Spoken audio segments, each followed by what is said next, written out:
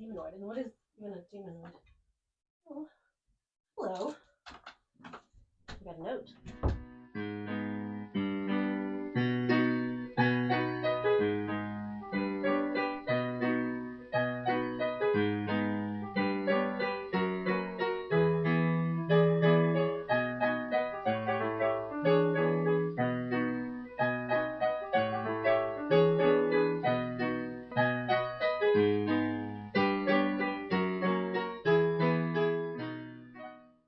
Today I am actually feeling the wrath of past Laurs because I'm hungover.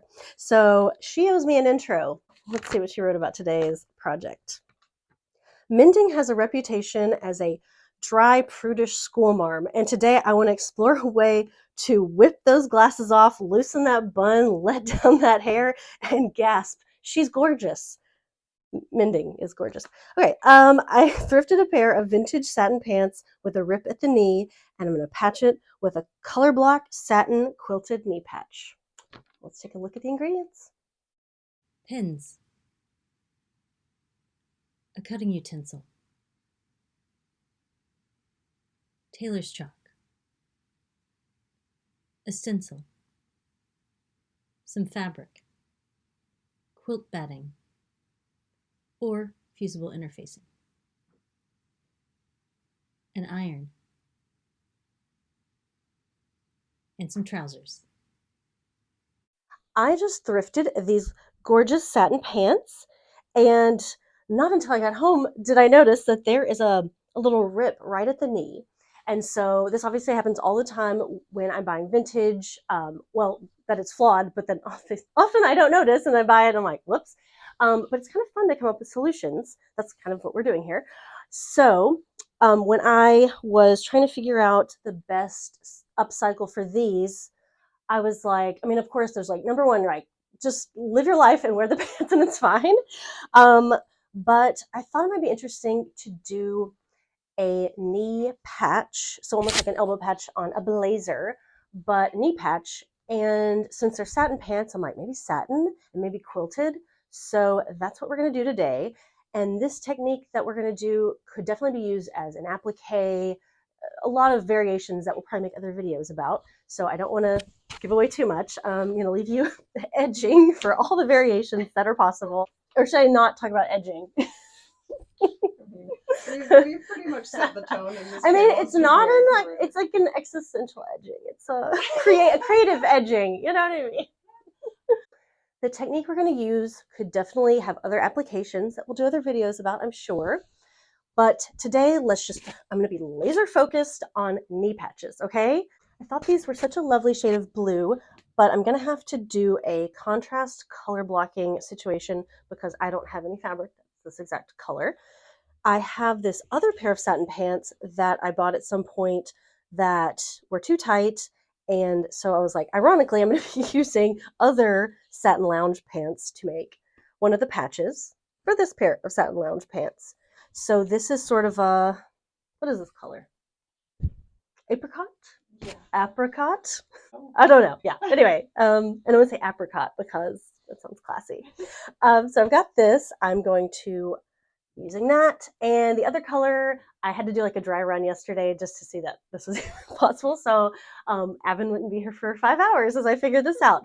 So I'm like, should I reveal what the end end game will look like? I don't know, maybe not. Okay, so it's another mystery color that you'll find out later. We start with, teacher. I gotta be in teacher mode. I have created sort of an oval pattern, and let's go over the measurements. So if you're going for an oval, if you love this size, this is 10.5 long ways and about 9.25 the other way. And I just freehanded this. And if you want to do, I mean, there could be, I'm trying to think of other shapes. Obviously, you could do a square, a rectangle, a circle, an abstract shape. You could do a star, a moon and star. That'd be kind of fun. I mean, and sorry, I so want to go into variations. That's where my mind goes. Like, you could do so much. It doesn't have to be just a knee patch because if there's a flaw somewhere else, you can make an applique, which again is just a smaller version of this. Anyway, sorry, that's where my mind goes. I'm like, I already want to give you like 10 variations, but the genius, no, it's more like the ADHD of it all. I need to focus on the task at hand. So you will need to cut. Sorry, I'm really going completely like cuckoo. I have cut one piece in the, I'll call it the visible fabric, because, okay. You're fine. Actually, I will. I wanted to keep this a secret, but I'll show you the patch just because I have to go over like what we're even doing. So it's going to look something like this. When it's sewn on, it's going to look better. It's a little wavy and wonky right now, but it's basically going to be this, and there's going to be, should we call it the exterior fabric layer, and then there's the interior. Wait, which one looks better? Wait, barely this one. Okay. So with the exterior, obviously that's the color you actually want to use. And for the interior, you could obviously use the same fabric, but if you're like, if there's a scarcity issue, you can just use like whatever, because I think the underside, the way we're doing it, won't really be visible at all, even along the edges. So it can be just some scraps. And then on the interior, to make it puffy, got our old friend batting. So this I think is pretty thick. So if you, or I'm sure it comes thicker, I don't know. So if you love the quiltiness of this, then get whatever, an inch thick. And if you're like, I actually want it to be flat, then maybe do fusible interfacing instead. Or there's also a type of fusible batting that's like, has the fusible of it all, but it's thinner. Anyway, experiment with that. We're gonna do one puffy. So here's what I'm gonna do. I wanted to keep a little more of this apricot, sorry, I'm a hick, I'm like, apricot fabric for future use, future knee patches. So I've just cut one for the body. And actually, as I gave you the pattern measurements that were like so precise that NASA could use them, actually when you cut the exterior piece, the way I'm doing it is going to be, I'm going to add about a 1/4 of an inch extra.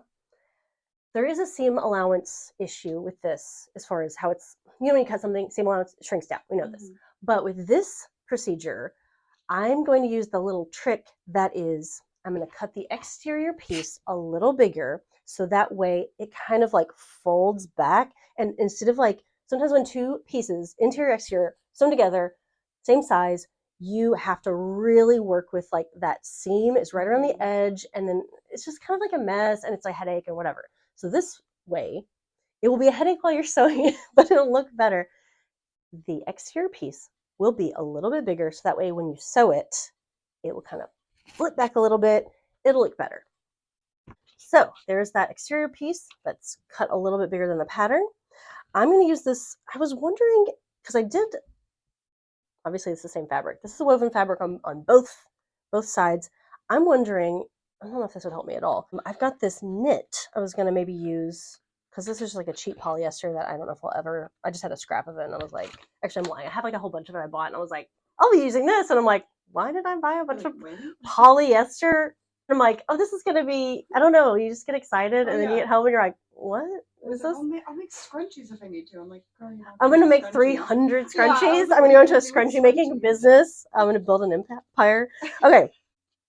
Is this the best or worst video we've ever made? I don't know. You know, I think it's always a toss-up. And I love that. And finding out in the editing room, you'll shape it and make me look like I have, I won't be like, I don't know, there won't be like a sanity hearing. I am going to be cutting true to pattern. This one I don't have to tweak. This interior portion. Again, it's knit. For some reason I was thinking it would be easier when I'm when I get to the sewing machine. I didn't know if that would end up making it easier, but we'll find out. I don't think it will because of some other. Sorry, I do this thing where I'm trying to explain like a future potential problem, but then also I'm trying to solve it and explain, and I'm trying to create, explain, and solve a problem all at once, and no one needed to know any of it. And yeah. Isn't that fun? Isn't that fun, folks? I've also cut one piece of batting that is the same size as the pattern. So let me run through it because I've just been going off the rails. At this point, we've got the pants with, in theory, I'm like, you know that common problem where you buy a Pair pair of satin slacks that have a little rip at the knee. Here's the thing. You don't have to have a rip. You could just do this. It'd be, just for fun. Okay, pattern piece, whatever shape you want. One interior piece cut the same size as the pattern. One piece of batting cut the same size as the pattern. The exterior piece cut a little bit bigger all around. It's going to be an eyeballing as you're using your old rotary cutter or scissors. Okay, so we got these 3 pieces. I think it might be easier to first do a little stitch along the edge between the to connect the batting to the interior fabric. And this, I guess it won't really matter which is like the right side. Yeah, okay. But if for any reason it matters to you that the correct side is facing outward, pay attention to that. And I'm not going to go into it, and I don't need to solve problems. But I'm not going to spoon feed you. No. Okay. So I'm going to pin all the way around the edge, do like a stitch as close as possible. Yeah, because I'll be doing the other stitch again. It won't be visible. I don't know why I have this thing of like everything has to like look perfect. I'm like, if it's on the inside, it doesn't matter. When you're stitching this, I think it would be easier to have the fabric layer upward, because sometimes when you're stitching like this, the foot can kind of get like stuck in the batting, and it can also just get stuck in the feed dogs, but it might just be slightly easier to do it with the fabric facing up. Okay. For gliding. Yeah, it still might not be perfection, but and this is a little bit of an extra step, but I think sometimes it's just hard to sew 2 layers of fabric and batting, and it's just kind of, and then you flip it inside out and it's like, it's a mess. Now it's pinned, and I'm gonna head over to the machine.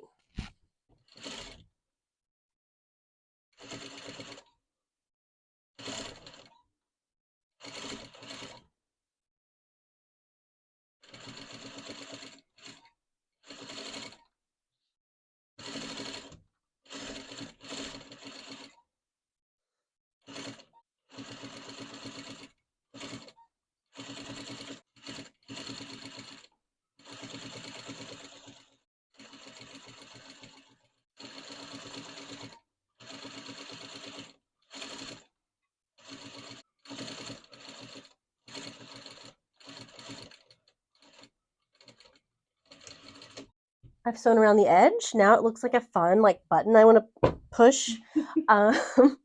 So that just kind of helped contain it a little bit. Now I'm going to sew the exterior piece around the edge. And because of the way I've insisted on doing this, where it's a little bit harder at this moment, future Laurs will be sitting in clover? I like to buzz out these phrases from like the 30s that like no one's heard of. But anyways, but right now I'm going to be suffering and toiling to make sure this lines up, because what I'm going to basically be doing is, see how this is like not like fitting around the edge, and so it'll be like a little bit of like a ripple thing, and I'm going to be sort of having to like manipulate and like, make sure it's as smooth as possible. I guess if there's a few puckers, it'll be okay, because they'd be a little bit more on the inside or the back of it, but it'll still be annoying for me. I'll be pinning, and then I'll be sewing the 2 together and making sure that the stitch is where this little stitch is invisible, so I'll be going a little bit more inward. You get it, whatever. Anytime I like don't explain something, like, you get it. I want to encapsulate that stitch. Does that make any sense? No? I love how satin likes to just like shift and just like slouch around, and you're like, anyway, that's fun. I will be pinning where the edges are flush, and so it's going to do this thing where there's going to be like a little extra fabric, like as you go, it'll be like, yeah. I just realized that, yeah, how much this is like a little like too, is this too humanoid?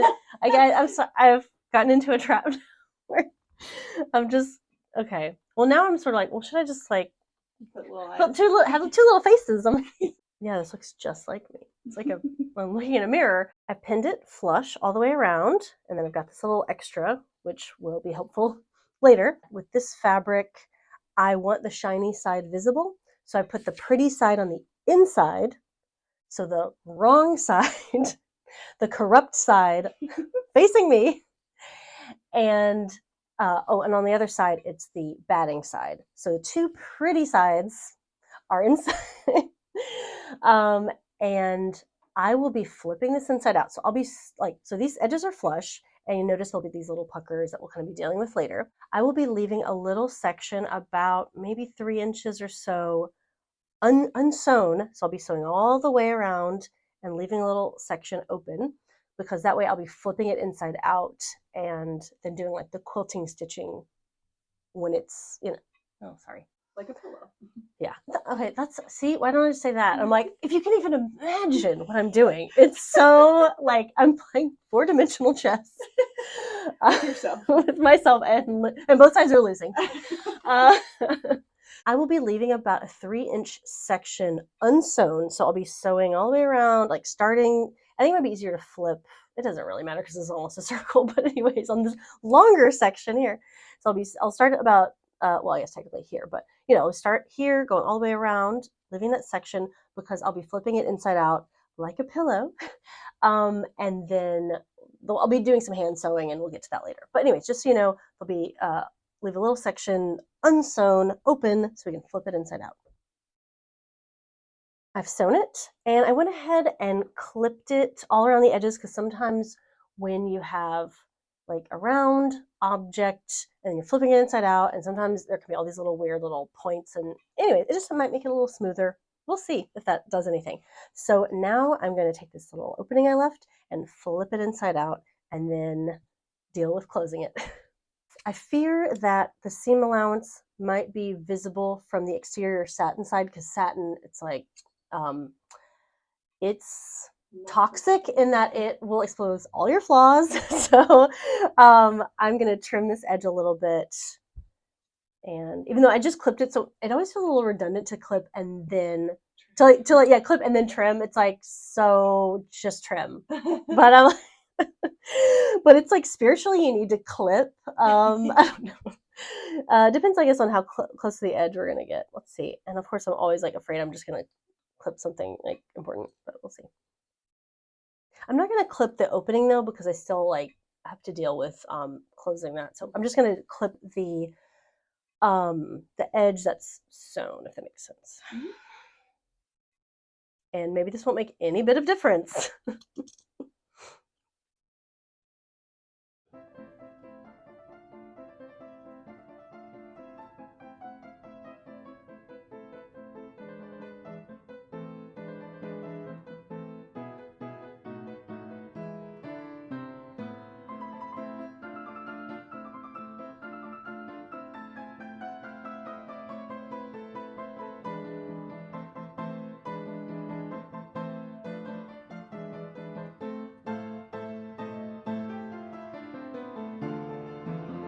Okay, now let's see about flipping that inside out. It could have been one clean cut, and I'm like, no, I want there to be lots of little confetti pieces.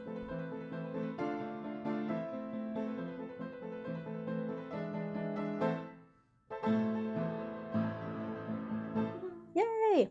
So there it is. And of course now I'm noticing like every little bit of like flaw that's on the fabric too. I'm like, oh, I cut around that. It's fine. Okay, first of all, it looks great. It looks like a weird, except for that's gonna be smooth as silk in a second. Anyway, but I love that it looks like a big button. It'll look more button-like even in a minute. So I'm just thinking ahead. So at this point, it'll have this weird protrusion. And since I'm trying to think, it could be sewn by machine, but I think this is what I did yesterday. Again, maybe I should stop talking about yesterday and live in the present. Okay. I am going to hand sew this, just so there's not like one little weird machine sewn section. So I'm just going to be tucking this inward, pinning it, and then I'll be just doing a little hand stitch right there. I just did a little whip stitch there. Don't look too hard at it. It is world class, and everything looks absolutely smooth. And don't worry about it. So, and also, sorry, my iron, I just ironed it, and the iron just went to town sputtering on it. Anyway, so everything is going fine. At this point, I am going to, and some of this, like if it's not perfect, even though this is perfect, you can kind of like, you'll be like rolling back these edges anyways, so it'll be fine. I will be sewing about, is it my old favorite, 3/8 of an inch all the way around the edge. And also I'll be creating some lines. I basically I want to make this look like an umpire's uniform. It's gonna be, I'm gonna be doing little horizontal stitching, and just to make it easier on myself, I'm gonna do the width of this ruler. So I'm gonna be on the opposite side. I have not explained anything well. Okay, I need a piece of Taylor's chart. All right, just tell us what Okay. you're doing right now. So just focus for one single minute. Now I'm going to use the ruler, make lines with the tailor's chalk, again on the interior of the piece, and make sure that is somewhat straight. And I'm going to be just sort of making these lines so I'll know where to sew.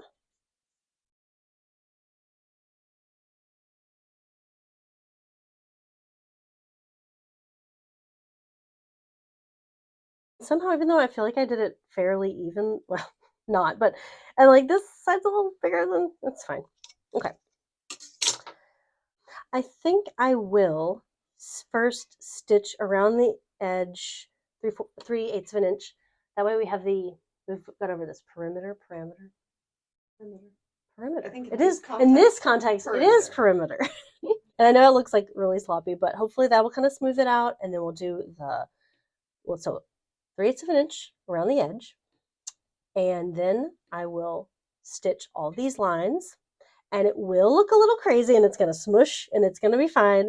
And then we'll flip it over, and it'll be gorgeous, and then we'll sew it to the pants. Sorry, I'm just trying to like pep myself up. It's going to be great. Okay.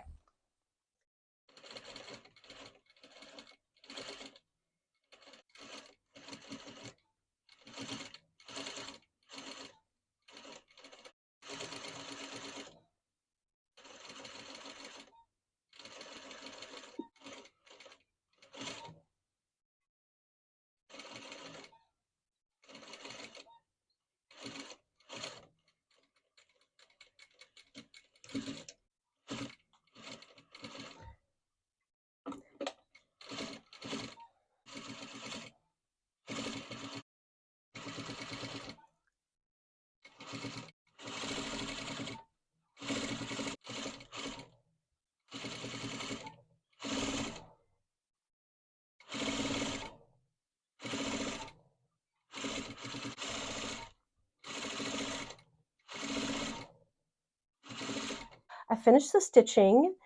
It looks really good. If you don't pay attention to this little area here, it kind of got extra pulled. I think it's more because it's the area where I did the hand stitching. And so, and there's a million other factors as we've gone into why it might be pulling. So either you can like just claim it as an abstract shape and that's it, or to make it look more like an oval as I'm sewing it down to the pants, I'll probably just sort of like pull a little here and push a little here. And so I'll just try to like make sure without tugging on the pants themselves too much, I'll try to like smooth it out a little bit to be more like an oval. So I've got both of these. I'm going to now try the pants on, pin the knee patches in place just to make sure they're not wildly high or low or to the side or something. And I'm trying to decide if I want to, when I'm stitching them down, if I want to kind of reinforce, like stitch along this little edge of our, or this already, what's it called? It's not, it's a stitch. Stitch This line. is a stitch line. This is a stitch line. I'm like, well, it's like, I always want to call everything a seam, even Yeah, like, yeah. well, that's not a seam. Same. I mean, sort of, but not really. I'll probably stitch along the edge just to like, because like we talked about, these are a little floppy and wonky, and so maybe that would help to kind of smooth them out. So I'm going to stitch those down, and then we'll have the reveal.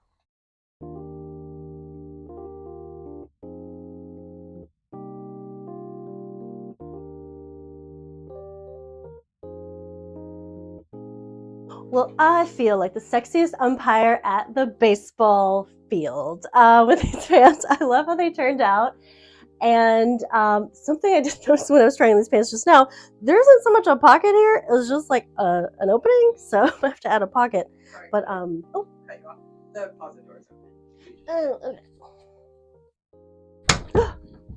A note. I love when she writes the outros, so I don't have to think of words.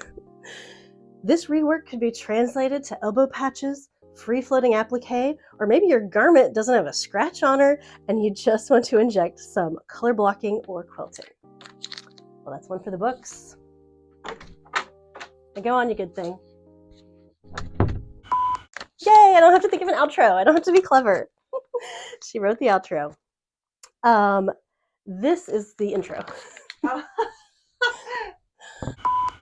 So, my soul has left my body and I'm just like from above, like, what are you doing? Okay. Just like, and calm down.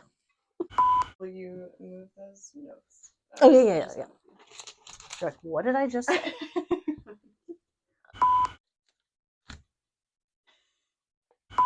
Everything's haunted and manic. Yeah, okay. Oh, I'm hysterical. Okay. Sorry, now there's something in my eye again. I feel like, I feel crazy. Sorry.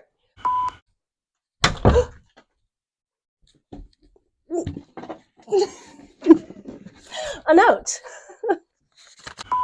Maybe something weird will happen in a different way that we like. Beautiful. Okay. Oh my God. Yeah. Okay. I'm sorry, future Avon, for having to edit this gobbledygook.